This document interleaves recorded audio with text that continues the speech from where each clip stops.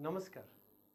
आइए वापसी करते हैं और फिर से जानना शुरू करते हैं कि अगले सप्ताह 2 जून से हमारी शेयर मार्केट या हमारी बुलियन मार्केट या फिर हमारी फॉरेक्स मार्केट में क्या उतार चढ़ाव हो सकते हैं एक ज्योतिषी के नज़रिए से।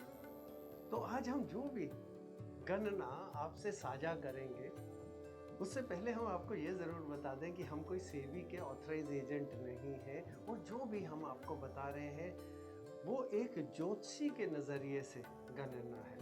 तो जहाँ पे भी निवेश करें सोच समझ के करें, पूरी जानकारी लेके करें, जितने भी रिस्क हैं उनको समझ के करें और सिर्फ एक नज़रिए को कि लेके चलें कि अपना पैसा अपना समझदारी से ही निवेश करना चाहिए। तो आज जब हम ये वीडियो बना रहे हैं निफ्टी 24,750 पे है और सोना 98,475 पे है और चांदी 1,11,000 तक पहुंच चुकी है। तो जैसा हमने पहले भी बताया चांदी लगातार चढ़ रही है। तो आज अगर हम ग्रहों की स्थिति की बात बोलें तो हम भारत की कुंडली के ऊपर हम विश्लेषण करते हैं जो हमने आपको पहले भी बताया था। भारत वृषभ राशि के कुंडली से जाने जाते हैं भारत देश। तो हमारी वृषभ राशि यानी लगन में इस समय सूर्य है, सूर्य के साथ बुध है, दोनों रोहिणी नक्षत्र में है। रोहिणी नक्षत्र हमारे चंद्र का नक्षत्र है और वृषभ राशि जो है वो शुक्र की राशि है और शुक्र इस समय मेष राशि में होंगे और मेष राशि के अंदर वो अपनी उच्च से बाहर आ चुके हैं और मीन राशि में है शनि। शनि देख रहे हैं हमारे भारत देश के लगन को यानी सूर्य को भी और बुध को भी। और जो शुक्र जो हमारी लगन के लॉर्ड है, मालिक है, वो पाप करतारी योग में सूर्य और शनि के बीच में भी फंसे हुए हैं। और जो बुध हैं जिनको हम कारक मानते हैं शेयर मार्केट, ट्रेडिंग, जो भी पैसा लेन देन और इन सब चीज़ों के लिए, वो इस समय अस्त है यानी कॉम्बस्ट है, सूर्य के बहुत नज़दीक है। और जो हम जुपिटर यानी बृहस्पति वो इस समय मिथुन राशि के अंदर है। और मंगल की बात बोले, मंगल हमारी शक्ति होती है कुछ भी करने की, वो इस समय नीचता में कर्क के अंदर बैठे हैं।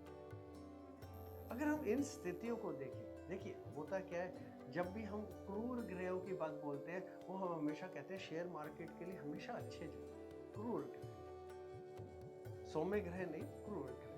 और शुक्र को हम कहीं ना कहीं पैसे का कारक भी मानते हैं, बृहस्पति को हम कहीं ऊंचाइयों तक पहुंचाने के या कोई चीज़ को बहुत बढ़ाने का कारक मानते हैं, सूर्य को हम अपना निर्णय लेने का कारक मानते हैं और बुध को तो हम ट्रेडिंग और शेयर मार्केट और उसका चीज़ों का कारक मानते ही हैं। और उसके अलावा अगर हम राहु की बात बोले तो राहु हमारे होते हैं सोच से ऊपर और सोच से ज़्यादा देने के कारक या बिल्कुल हर चीज़ ले जाने के कारक। तो जब हम इन सारे ग्रहों की स्थितियों की बात बोल रहे हैं तो ये जो हफ्ते की शुरुआत बोले तो बिल्कुल जो शुरुआत आएगी वो ज़रूर थोड़ी सी ऊंचाई पकड़नी चाहिए यानी 2 जून को। क्योंकि अगर हम 2 जून की स्थिति की बात को लेके बोले तो शनि की दृष्टि ज़रूर होगी हमारे लगन पे और थोड़ा इमोशंस का काम ज़रूर चल रहा होगा यानी भावनाओं का काम ज़रूर चल रहा होगा, क्योंकि सूर्य जो हमारे निर्णय के कारक है वो रोहिणी नक्षत्र में यानी चंद्र के नक्षत्र में होंगे। लेकिन अच्छाई की बात यह है कि हमारे शुक्र शनि से दूर हो गए होंगे और हमारे बृहस्पति के ऊपर भी शनि की कोई दृष्टि नहीं जा रही होगी। तो ये जो समय आएगा ये हल्का सा ऊंचाई की तरफ को जरूर पकड़ेगा, लेकिन हम कहेंगे ये भावनाओं से नियंत्रित होगा ना कि डेटा से नियंत्रित होगा। तो कहीं ना कहीं भावनाएं उतार चढ़ाव देंगी, ये इसकी बिल्कुल दिशा दिखा रही है। अब आगे समझते हैं जैसे जैसे ये सप्ताह आगे बढ़ता जाएगा फिर आगे कैसे बन जाएगा और जैसे जैसे हम सप्ताह के अंत की तरफ को बढ़ते जाएंगे जो 7 जून की तरफ को, तो हमारे बुध रोहिणी नक्षत्र से निकल के मृगशिरा नक्षत्र की तरफ को चले जाएंगे और मिथुन राशि में बृहस्पति के साथ चले जाएंगे। वहां पे इन दोनों को राहु देख रहे होंगे या राहु का उनके ऊपर जोर होगा। मंगल भी अपनी नीचता से बाहर निकलने की तरफ को चल रहे होंगे। जब हमने पिछली बार भी बताया था कि मंगल नीच है, और तब हमने बोला था कि जितने भी डिफेंस के स्टॉक या शेयर्स हैं देखिएगा वो बढ़ेंगे। देखा आपने, वो सारे बढ़े। पिछली बार भी जैसे हमने समझाया था कि देखिए सिल्वर यानी चांदी एकदम उठेगी।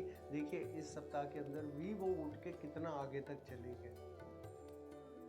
तो जब 7 जून को बात आएगी उसी समय मंगल भी बिल्कुल घर बदलने को तैयार बैठे होंगे सिंह की तरफ को।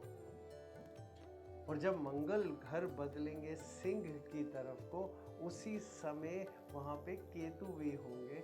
तो केतु के साथ पहुंच जाएंगे और वहां से शनि के देव के साथ में वो 6वें शनि से 6वें घर में होंगे।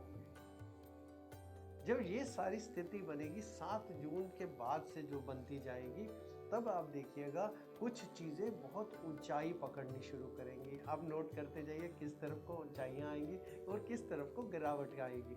अगर ऊंचाइयों की बात बोले, हाँ सोना बढ़ेगा, चांदी हाँ बढ़ेगी।